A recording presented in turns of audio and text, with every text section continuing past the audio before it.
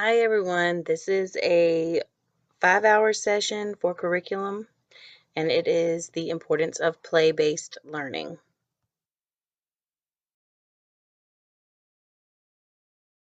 For the first portion, I want you to take a piece of paper and write KWL at the top. Then you're going to write down some ideas on what you know about play-based learning in the K column of your paper.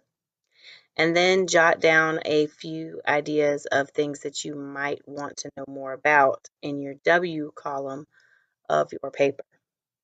Pause the video and then come back.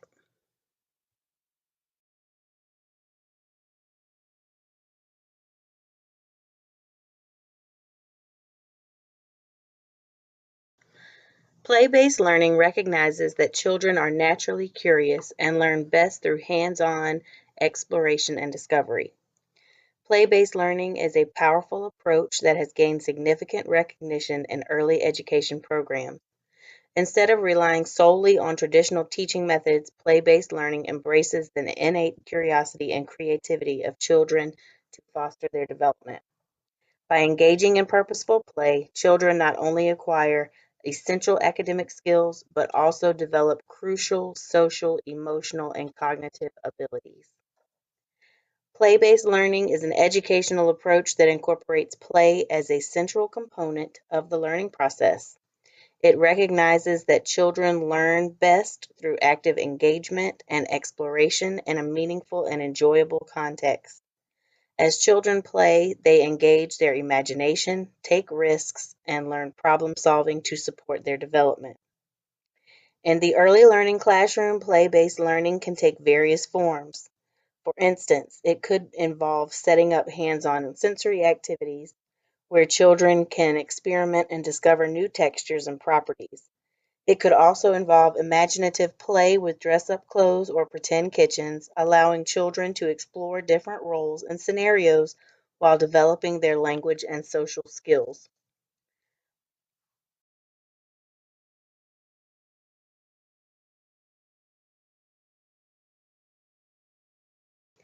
For children to benefit from a play-based curriculum, it's important that educators incorporate all the elements of play-based learning. They include self-chosen, self-directed. With play-based learning, a child must determine how to play, when, and for how long. Although there is no definitive guide on a child's preference, you'll know it when you see it. Educators can suggest some games, but it should be up to the child if they want to take that direction or not. Children find the smallest detail fascinating, and it's important to let them explore even when it may seem insignificant. The second element is enjoyable. Children have to enjoy their activities for play-based learning to work. Therefore, there should be no objectives or end goals for any exercise. For example, instead of offering blocks to children and instructing them to build something specific, just give them the blocks and watch what they do with them. The third element is unstructured. Unstructured or free play is probably the most crucial element of play-based learning. Unstructured means letting the child play and explore items with no objective. This type of play allows children to learn their interests and dislikes without any external influence. It also allows them to make mistakes and learn from them without the fear of failure. Element 4, process oriented. Avoid giving children the procedure they need to mold their clay or arrange their play. The process is part of the journey, allowing children to express their creativity in depth without being concerned about a final product. And the fifth element is imaginative. Pretend play is an important part of a child's learning experience as it allows them to use their imagination and creativity. Playing pretend and role playing also helps in nurturing children's empathy and developing their social emotional skills.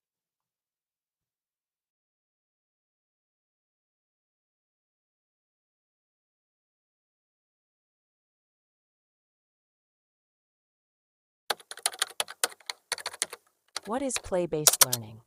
To understand this educational approach, let's dive into its core principles and benefits. Play-based learning is an educational method that integrates play as a central component of the learning process. This approach recognizes that children learn best through active engagement and exploration in a meaningful and enjoyable context. At its heart, play-based learning is child-centered and age-appropriate. It allows children to choose their activities for the day, using their own interests and curiosities to discover new concepts. This method gives children more control over their learning, creating opportunities to practice creativity and individuality. According to the American Academy of Pediatrics, play is defined as an activity that is intrinsically motivated, entails active engagement, and results in joyful discovery. Play is voluntary, often spontaneous, and has no extrinsic goals. It is simply fun. In a play-based learning environment, children engage in various forms of play that are not assigned or governed by adults. This includes hands-on sensory activities, such as working with a water table or a sandpit, and imaginative play with dress-up clothes or pretend kitchens. These activities allow children to experiment, discover new textures and properties, and explore different roles and scenarios. Play-based learning is not just about having fun. It is essential for cognitive development. Through play, children enhance their brain structure and function, promoting executive function skills such as learning to pursue goals and ignore distractions. They learn how to make plans, stick to them, and know when to deviate, all of which are crucial for problem-solving and critical thinking. This approach also fosters social and emotional skills. Children learn how to communicate, share, and collaborate with others, promoting empathy, emotional intelligence, and the ability to understand different perspectives. They manage their emotions as they navigate the complexities of play, preparing them for the challenges of adulthood. One of the key benefits of play-based learning is its ability to increase student engagement and autonomy. By using children's innate curiosity, educators design learning experiences that are purposeful and aligned with children's interests and developmental levels. This makes their learning relevant and meaningful, allowing them to construct their own understanding through hands-on and interactive activities. In a play-based learning setting, teachers play a supportive role. They motivate and encourage children to learn through interactions that expand their thinking. For example, if a child is building a structure with blocks, the teacher might ask open-ended questions like, "Tell me about the structure you're building," or "Why did you choose those blocks?" to prompt deeper thinking and exploration. Overall, play-based learning is a powerful tool that unlocks a world of possibilities for children's growth and development. It promotes language development, enhances cognitive abilities, and improves social and emotional development. By integrating play into the learning process, children are given the freedom to explore, create, and make meaningful connections with the world around them, laying a solid foundation for lifelong learning. Wait, is that Whitney?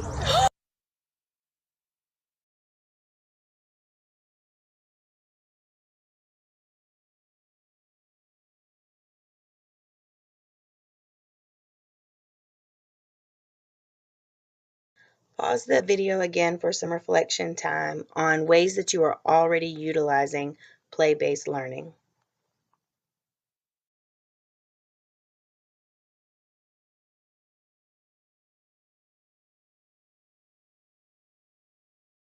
So, what are some of the benefits of play-based learning?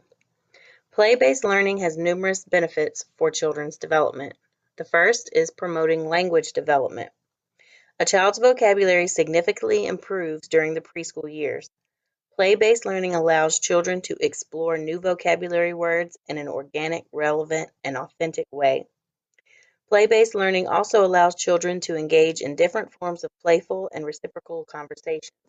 For example, when children are engaged in pretend play, one child may take on the role of a doctor and the other as the patient. Both children may take a turn asking a question or sharing information relevant to their roles. Educators can support children's language development by introducing new words, participating in games, encouraging conversations, and asking questions. Fostering creativity and imagination. Fostering imagination and creativity in young children have endless benefits for their social, emotional, and cognitive development. When a child engages in play, they have the opportunity to explore and develop their problem-solving and interpersonal skills.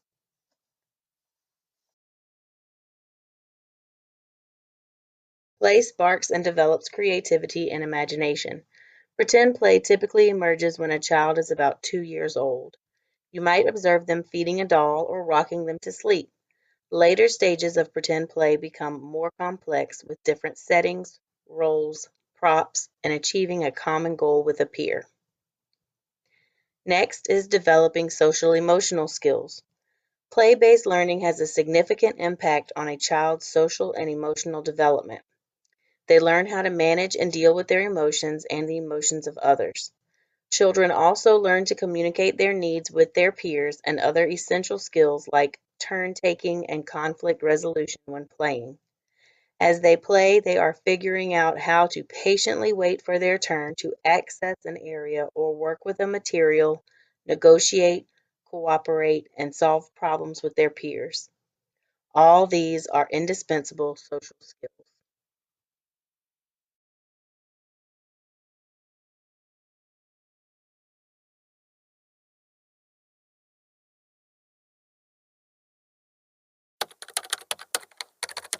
How does play-based learning impact social emotional skills?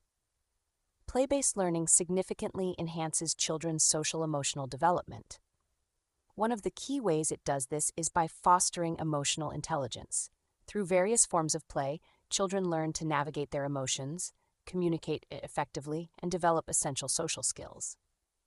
During play, children are given a safe platform to express their feelings. They can act out different scenarios, exploring various emotions without the constraints of real-life situations. This form of expression is important for understanding their own feelings and those of others. For instance, role-playing allows children to step into different characters, helping them understand perspectives that differ from their own, and enhancing their ability to empathize with others. Play-based learning encourages imaginative play, which is vital for emotional expression and understanding. Activities like dress-up puppet shows or pretend play scenarios enable children to process and express complex feelings, practice resolving conflicts, and learn to see things from another's point of view. In these play environments, children learn to manage their emotions as they navigate the complexities of play. This helps them develop empathy, understand different perspectives, and improve their ability to interact with peers. They learn how to communicate, share, and collaborate with others, which are essential social skills. Play also provides opportunities for children to develop problem-solving skills, which are closely tied to emotional intelligence. Engaging in games and activities that require critical thinking, such as puzzles, team sports, building projects, challenges children to identify issues and consider solutions. This helps them learn to confront challenges confidently, fostering resilience and adaptability. Moreover, play-based learning promotes independence and self-discovery. Children have the autonomy to explore their interests and pursue activities that engage them, which fosters a sense of identity and self-confidence. As they make choices, set goals, and overcome challenges, they develop essential life skills that will serve them well in the future. Play-based learning nurtures a child's social-emotional skills by encouraging emotional expression, empathy, problem-solving, and independence. It creates a supportive environment where children can grow emotionally, socially, and academically. If you're wondering how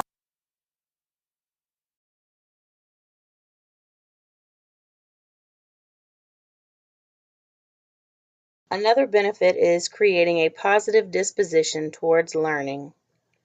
There are so many ways play-based learning can improve a child's attitude towards learning. With self-chosen play, children are more invested and engaged in activities because they're driven by their own interests and curiosities. Giving children autonomy during play is not only fulfilling, but also allows children to confidently explore challenges, make goals, take appropriate risks, and learn to be persistent. Finally, it improves motor skills. Play also enhances a child's motor skills. For example, activities such as painting, drawing, and building boost fine motor skills, while jumping, throwing, climbing, and running boost gross motor skills.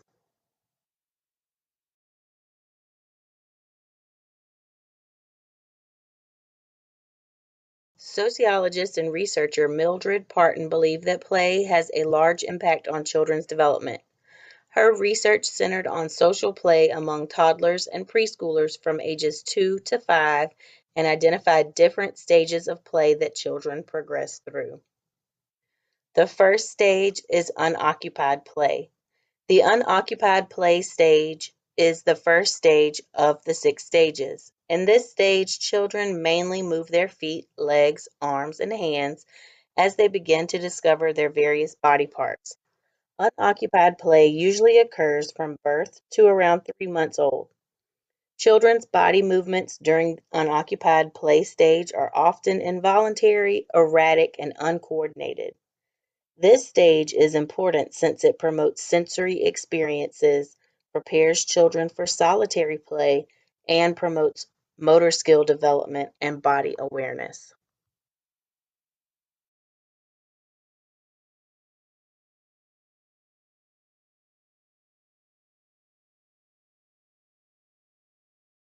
How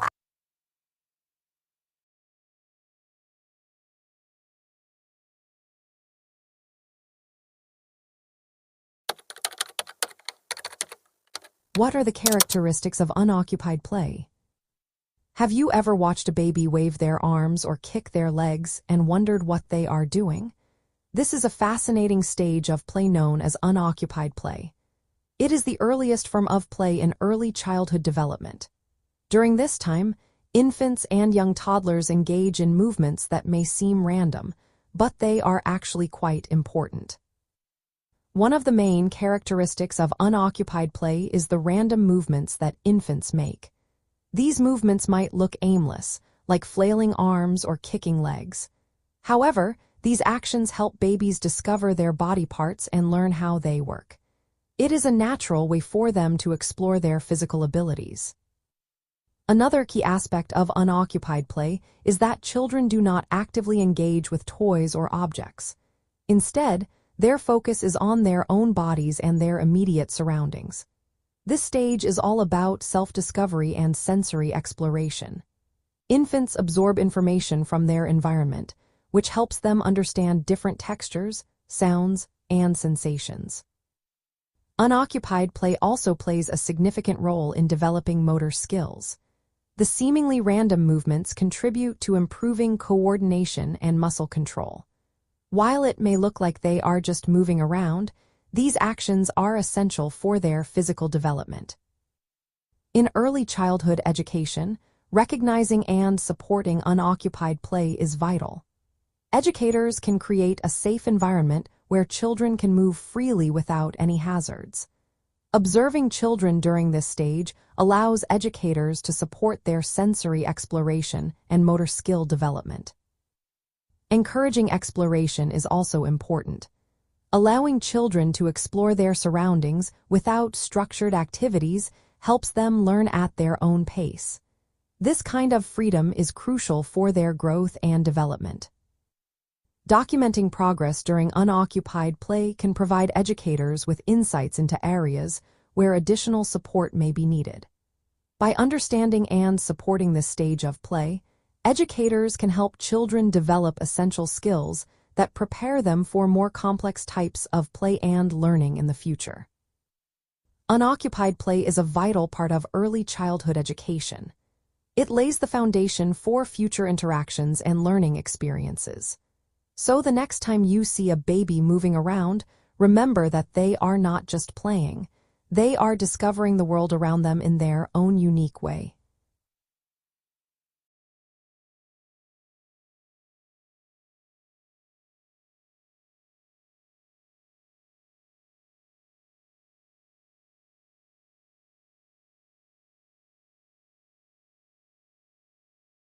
The second stage of play is solitary play. Solitary play, also known as independent play, is the stage where children play independently. This stage is typically common in children between the ages of 3 months and 2 years. Children in this stage play with toys but aren't interested in interacting with other children or adults. Examples of this type of play include children flipping through picture books or stacking blocks alone. Solitary play supports self-discovery and encourages independence as children learn what they like and dislike and helps them solve problems on their own.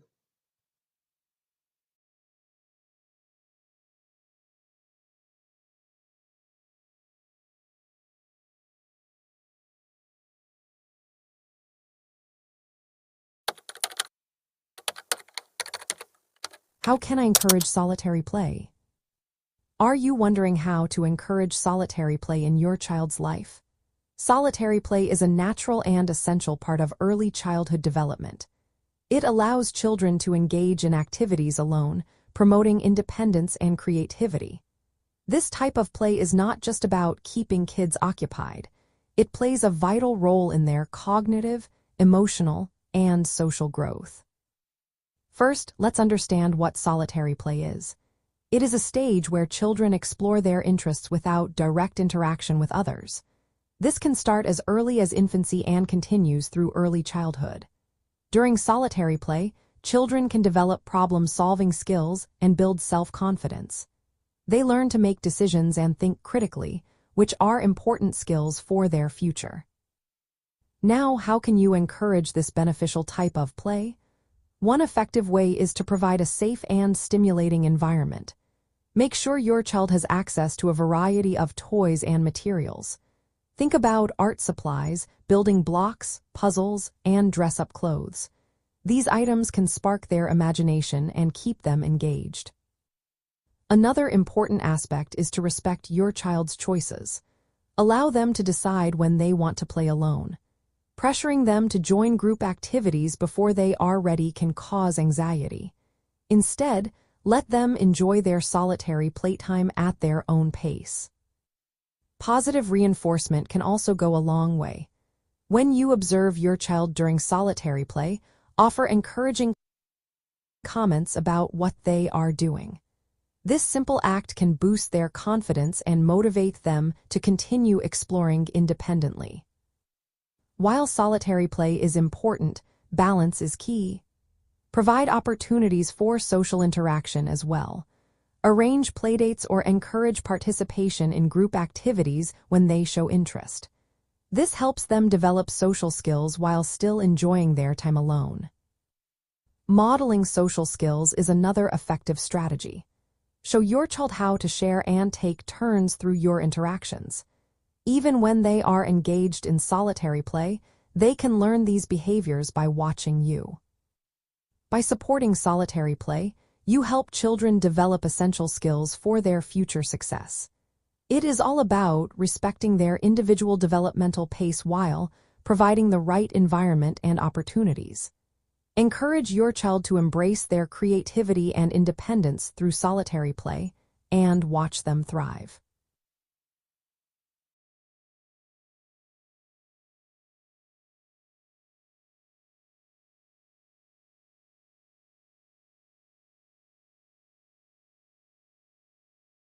The third stage of play is onlooker play.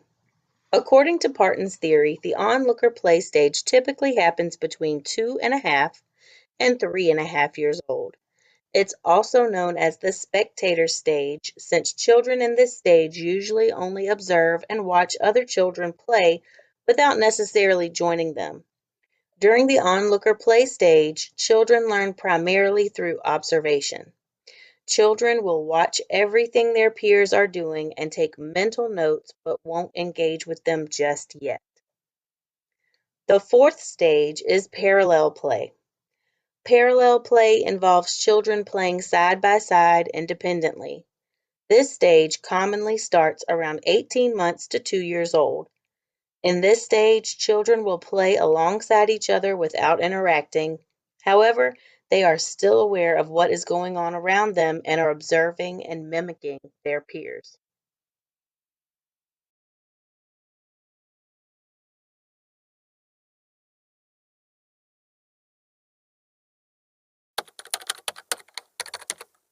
What is the difference between solitary and parallel play?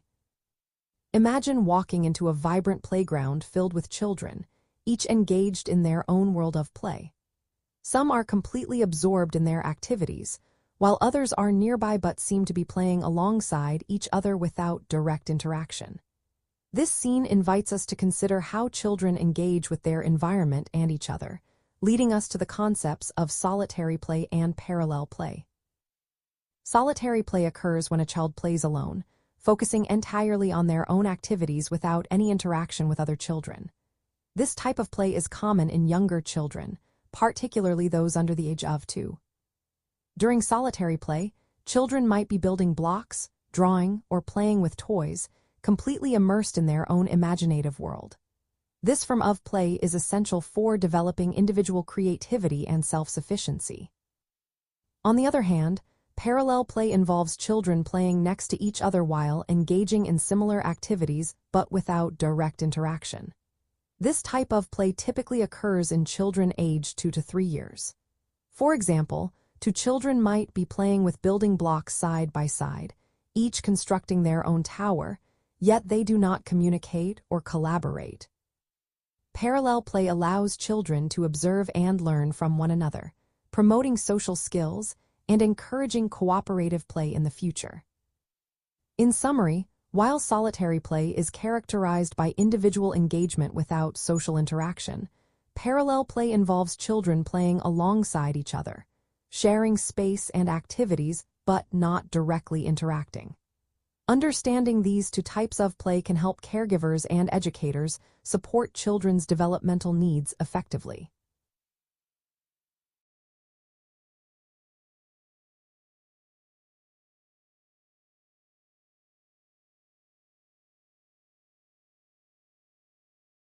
The fifth stage is associative play. The associative play stage starts when children are ready to interact with their peers during playtime, usually around 3 or 4 years old. Children may participate in similar play activities, talk with each other, or share play materials.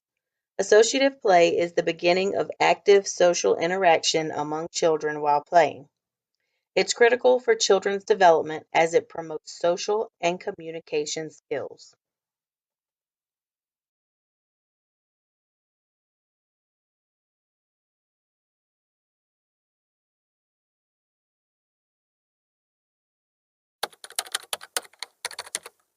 What are some fun activities for associative play? Have you ever wondered how children learn to play together? Associative play is a fascinating stage in early childhood development where kids start interacting while engaging in similar activities. This type of play is essential for building social skills, language abilities, and problem-solving techniques. So, what are some fun activities that can encourage associative play? Let's take a look at some exciting options. First up, playground activities are a fantastic way for children to engage in associative play. When kids use swings, slides, and monkey bars, they naturally take turns and share these resources. This interaction is key to developing their social skills. Next, shared art projects can be a wonderful way to promote collaboration.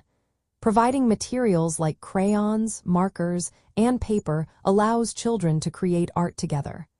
As they discuss their creations, they practice communication and teamwork.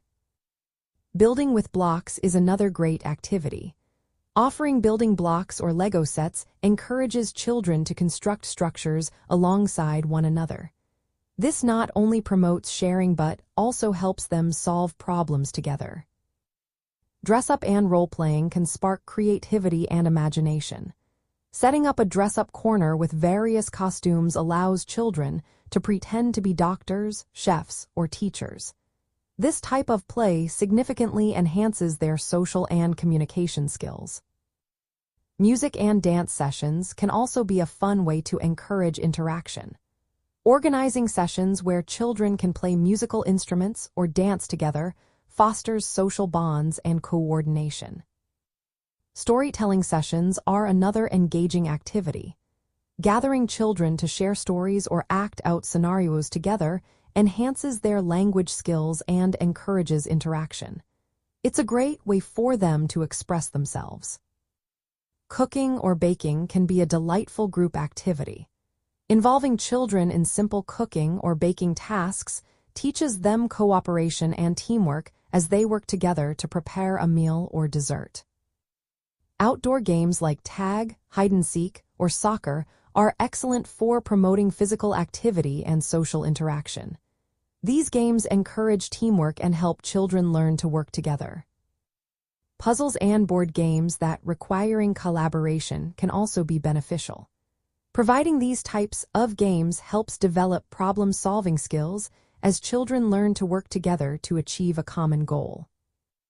Lastly, nature walks can be a wonderful way for children to explore the environment together. Collecting leaves, observing animals, or simply enjoying nature encourages curiosity and teamwork.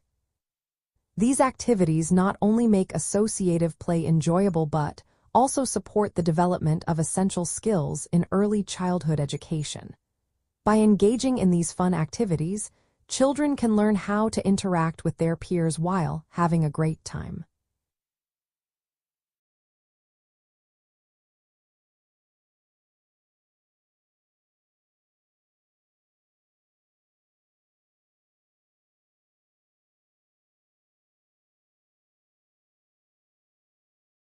Finally, the sixth stage is cooperative play. According to Parton's 6 stages of play theory, cooperative play is the last stage of play. This stage involves children playing together to solve a problem or work on a project to achieve shared results. Most children exhibit cooperative play behavior at around age 4 or 5. A child is ready for this stage when they can understand how to accept roles during play, exchange ideas, and share toys. Cooperative play is essential for children's development as it promotes collaboration, sharing, conflict resolution, and communication skills.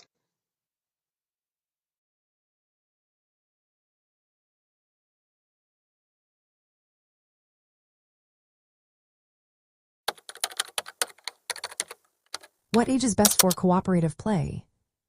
Have you ever wondered when children start to really work together during play? The answer lies in a special stage of development known as cooperative play. This form of play is where kids come together, share roles, and follow rules to achieve a common goal. It is considered one of the most advanced types of social play and is a key milestone in early childhood education. Most children begin to show readiness for cooperative play between the ages of 4 and 5. At this age, they typically have developed the social and communication skills needed to interact with their peers in a more organized manner. Children at this stage learn to share ideas and negotiate with one another. They also start to respect the rules of games and activities.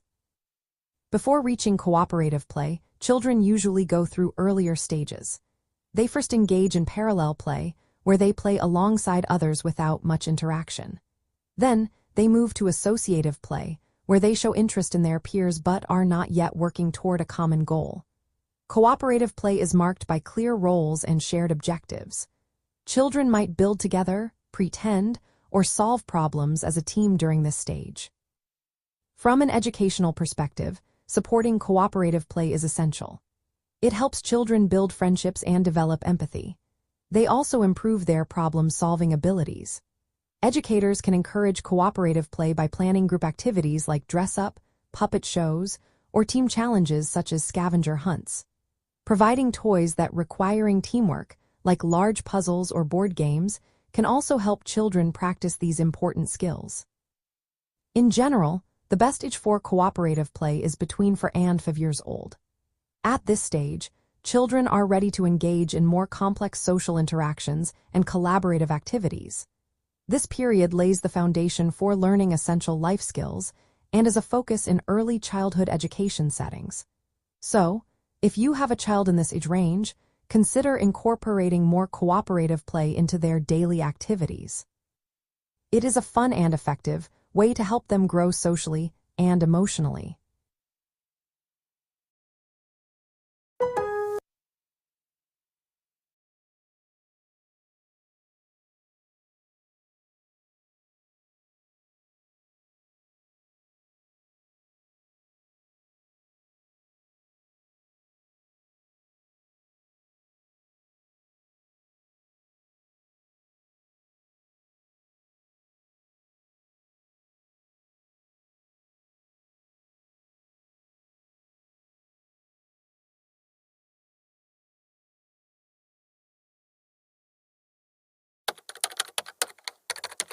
How do teachers support play-based learning? Imagine a classroom where children are actively engaged, laughing, and learning at the same time. This is what play-based learning is all about. But how do teachers make this magic happen? Teachers play a vital role in facilitating play-based learning by acting as facilitators, supporters, and assessors. They create intentional play environments rich in open-ended materials that encourage exploration and engagement. For example, setting up distinct play areas with resources like building blocks, art supplies, and dramatic play props allows children to explore and create at their own pace. During play, teachers interact with children by asking open-ended questions that stimulate their imagination and encourage them to articulate their thoughts. For instance, during a dramatic play session, a teacher might ask, "What happens next in your story?" This helps children think critically and creatively while fostering social skills. Teachers also observe and reflect on children's play to assess their progress. By monitoring how students engage in different activities, they can adapt their teaching strategies and integrate necessary academic concepts into playful contexts. For example, if children are playing with blocks, a teacher can pose questions like, "How tall can this get?" or "How many blocks do you need?" to bring in mathematics and science concepts. Guided play is another key strategy. Here, teachers provide some input while children lead the play. This approach has been shown to be more effective for teaching academic content than traditional direct instruction, especially for children under 8 years old. Teachers can design play-based activities that align with curriculum goals, such as incorporating language development tasks into role-playing scenarios. To balance curriculum goals and play, teachers structure brief periods of direct instruction within play.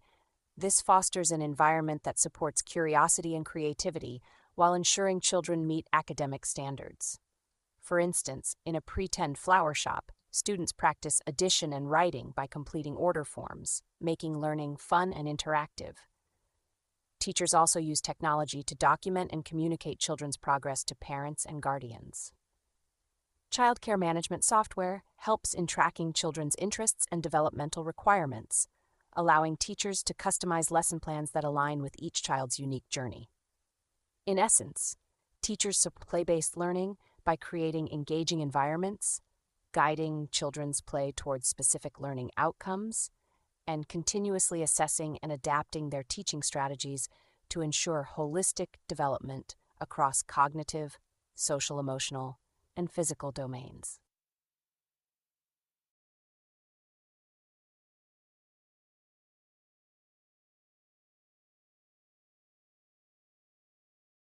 Play-based learning is child-initiated and teacher-supported. The teacher's role is to motivate and encourage the children to learn through interactions that expand their thinking. For example, if a child is working in the block area building a structure, you might try to ask open-ended questions or prompts such as, "Tell me about the structure you're building. Why did you choose those blocks? What do you think might be your next step?" Through play, children engage in problem-solving, critical thinking, and decision-making, all while having fun and building a strong foundation for future academic success.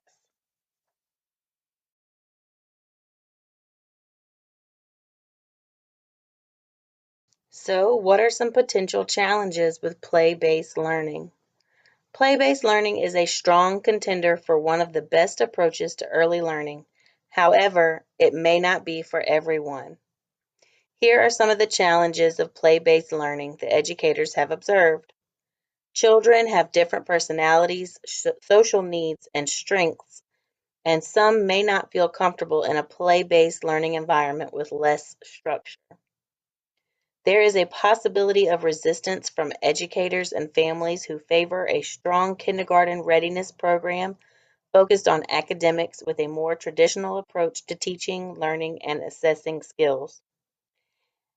Some children who have participated in a play-based learning program may have a challenging time acclimating to a traditional elementary school program when they transition to kindergarten.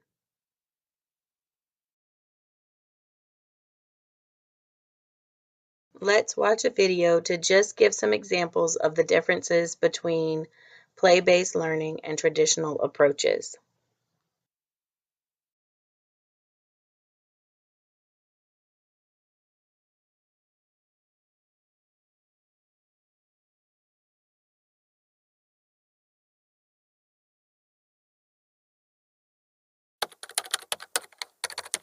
What are the differences between play-based learning and traditional learning methods?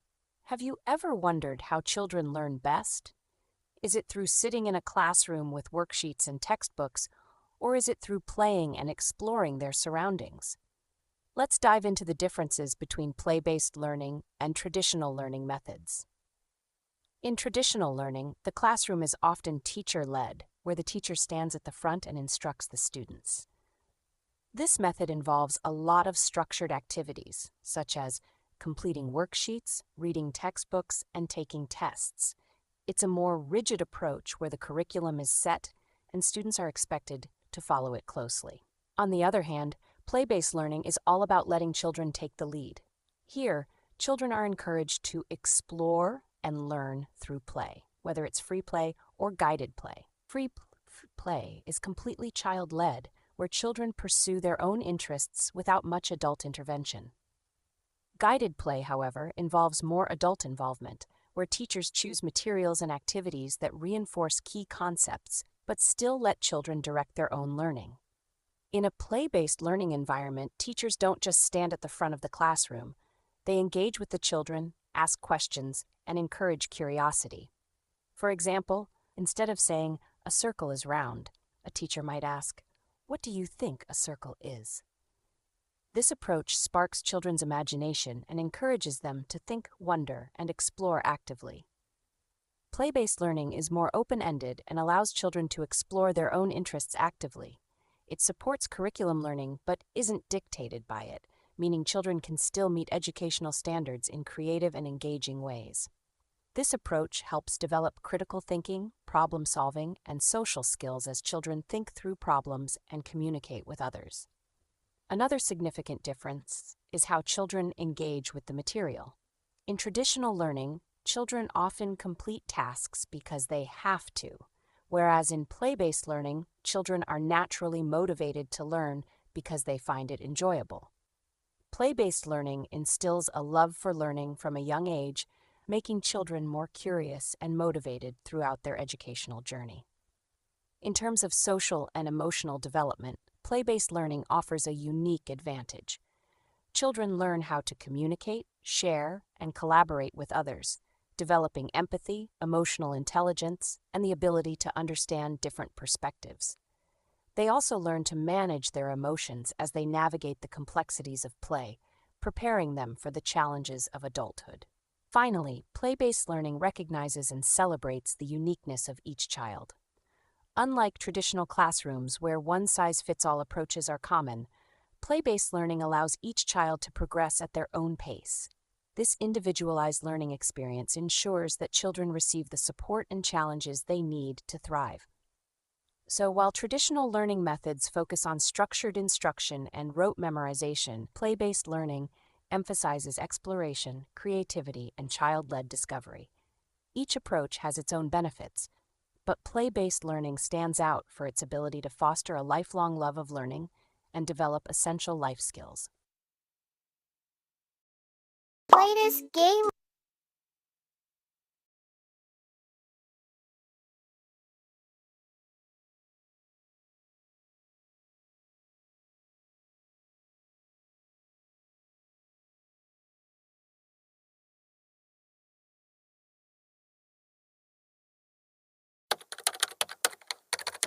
What are some examples of play-based learning activities?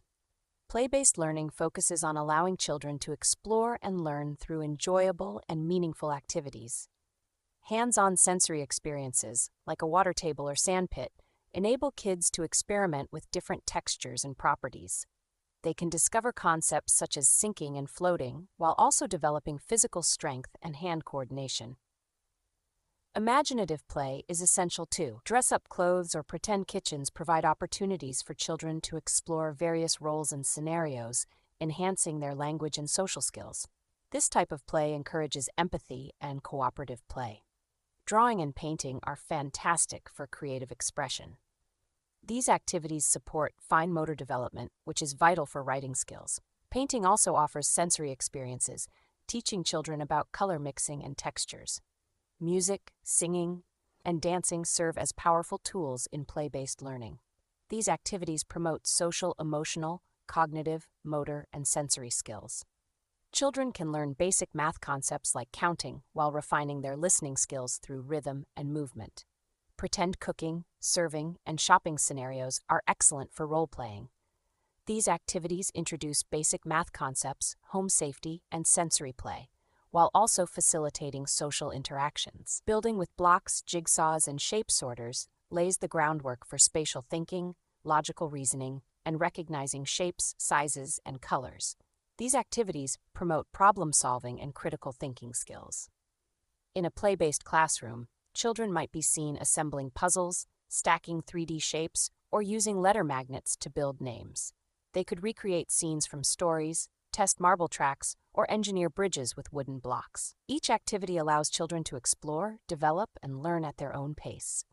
Play-based learning also includes pretend play with dolls or characters, fostering social play, imagination, and emotional expression. Singing and music activities contribute to language and literacy skills, as well as basic math concepts. These activities are crafted to be enjoyable, spontaneous, and voluntary, without specific goals or endings. They encourage active engagement, allow for mistakes, and promote learning without the fear of failure, all while building a strong foundation for future academic success.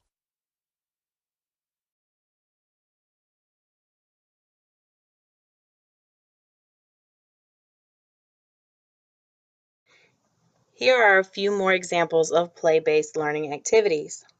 Water play. As children play with water, they may learn concepts such as sinking and floating.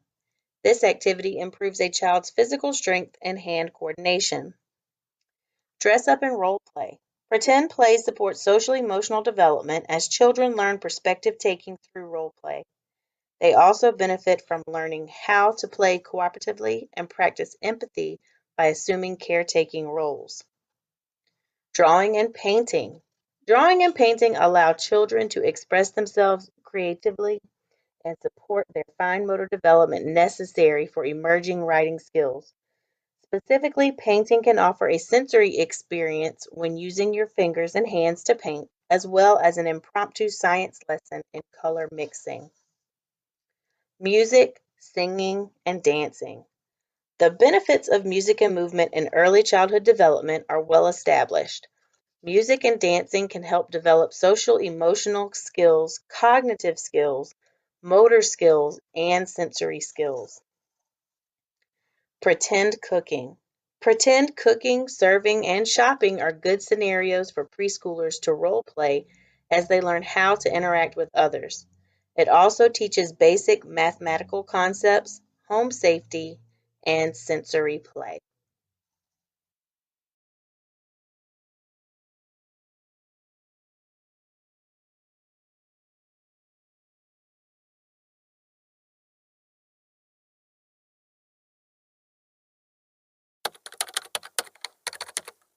How do you create a play-based learning environment? Have you ever wondered how to create a play-based learning environment that truly supports young children? Let's break down some practical steps to make this happen in early childhood education settings. First, think about designing flexible physical spaces. Organize your classroom into different zones. You can have areas for sensory play, like sand and water tables, and construction zones with blocks and loose parts. Don't forget a dramatic play area with costumes and props, plus quiet spaces for reading. Make sure all materials are easy to access and change them out regularly to keep children engaged. Next, select open-ended materials. Choose items that spark creativity and problem-solving, such as blocks, art supplies, and natural objects like sticks and stones. Avoid toys that dictate how to play. Open-ended materials let children use their imagination and create their own experiences. Now, let's talk about integrating literacy and numeracy naturally. You can embed academic concepts into play. For example, Add measuring cups to a sand table for math exploration, or include recipe books in a pretend kitchen to encourage writing. Use labels and signs in play areas to support language skills. It is also essential to prioritize child agency. Allow children to choose their activities and direct their play. As teachers, we should act as facilitators. Observe their play and ask open-ended questions like, "What happens if you try this?" This approach encourages children to think critically instead of just following instructions. Fostering social-emotional growth is another key aspect. Encourage collaborative play through group projects or shared materials. Teach conflict resolution strategies and help children practice communication skills during play. Aligning play with learning objectives is important too. Design play experiences that connect to curriculum goals. For instance, a gardening project can teach science concepts, math skills, and responsibility. Incorporate outdoor and sensory play as well. Use outdoor spaces for large motor activities like climbing and digging. Indoors, provide tactile experiences with Play-Doh, textured fabrics, or sound tubes to stimulate sensory development. Finally, document and reflect it on children's play. Take photos, jot down notes, or create displays. Use these observations to assess progress and adapt the environment to meet individual and group learning needs. For educators, reflecting on teaching practices is vital. Regularly evaluate how play areas are used and whether materials match developmental stages. Peer observations can also help refine your strategies over time. By combining intentional design with responsive teaching, you can create a play-based learning environment where children thrive through exploration and play.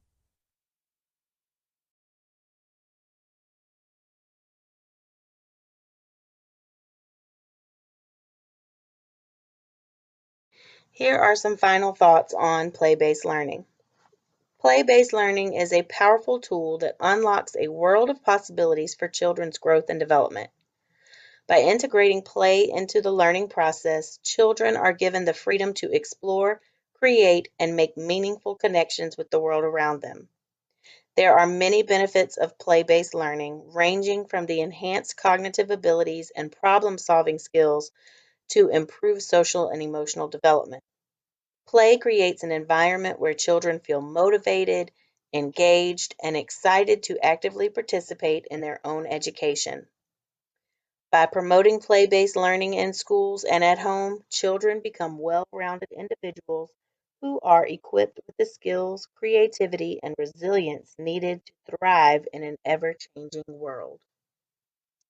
So now that we've completed our session on play-based learning, I want you to return to your KWL chart and fill out your L portion, what you have learned about play-based learning.